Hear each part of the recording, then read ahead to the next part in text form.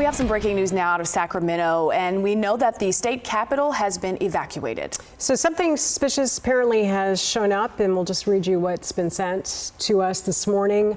The heads up has been given to people at the Capitol that the Senate is aware of a threat to the state capitol. Law enforcement now working, trying to figure out whether or not this is legit.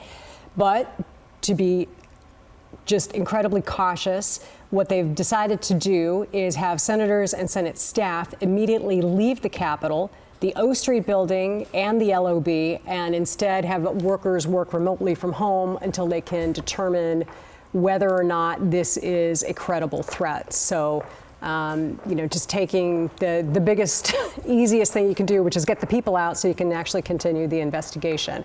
So at this point, they've asked people to go home, continue their jobs from home, work remotely, and then as soon as they have a little bit more information on it or kind of a feel on whether or not this is something that they really need to be concerned about, they'll let everybody know.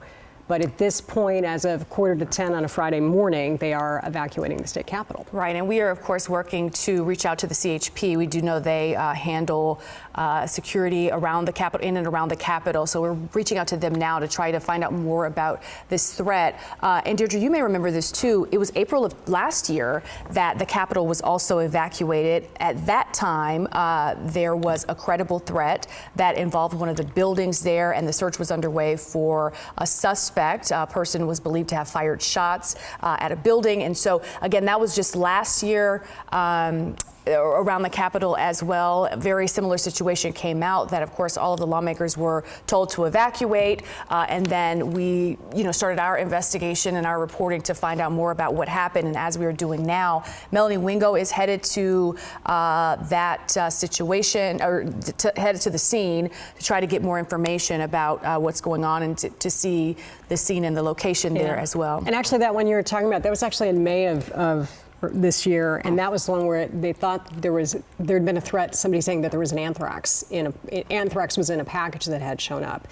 It was later determined that it was not that at all, and it was not a big deal. But the reality is that if there's any question of it, it's just easier to clear the scene so that you can go in and get that investigation figured out. So yeah, I think the anthrax one was also another one. This one was April of 2023, the one about involving the shooting threat. That one was last year, and the manhunt for the suspect and everything, and the Capitol being closed. Well, I guess what it shows is that there's a protocol whenever there's any kind of security issue down there. They've got a plan, and this is the plan that's being executed this morning. And best case scenario, it turns out to be nothing, and everybody is home, and things carry on. But you want to be careful, because this is also a pretty big weekend in downtown Sacramento. We just a few minutes ago had the director of the California International Marathon coming in. That finish line is just 2 blocks away from the Capitol, finishes with the beautiful Capitol there behind you. So you're looking at having thousands of people in the area. So if you have any kind of threat in the area, you want to make sure everything is safe, and they've got a plan, and that's exactly what they're executing this morning as they try to figure this out. If you're just joining us right now, you're watching some breaking news out of the state capitol in downtown Sacramento this morning. Senate was made aware of some sort of a threat that had been made to the state capitol.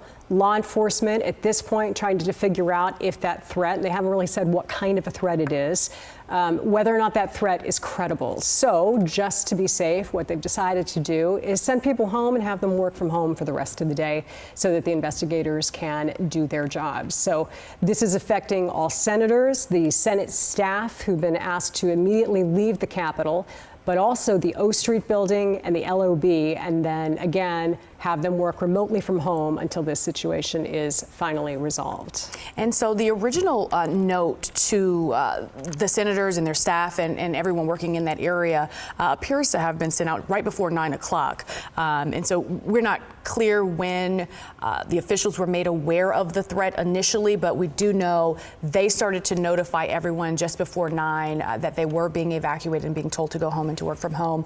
And we're still, again, working to find out more about the evacuation. We have reached out to our CHP contacts to try to get some more and learn more about this, and to kind of get more of an idea of what they are investigating. And one of the things that everyone is being told is that once the situation is resolved, everyone will be notified accordingly. Obviously not clear at this point if they will be allowed back into the Capitol at all today, or if they're gone for the day at this point. We're unsure. Well, at this point, they've been told to go home and work remotely, so they've got a plan. The plan is being executed, and at this point, we are just waiting to hear what, if any, kind of true threat there is going on at the Capitol. We will take a quick break. We'll be back. We'll finish up this hour of news in just a moment.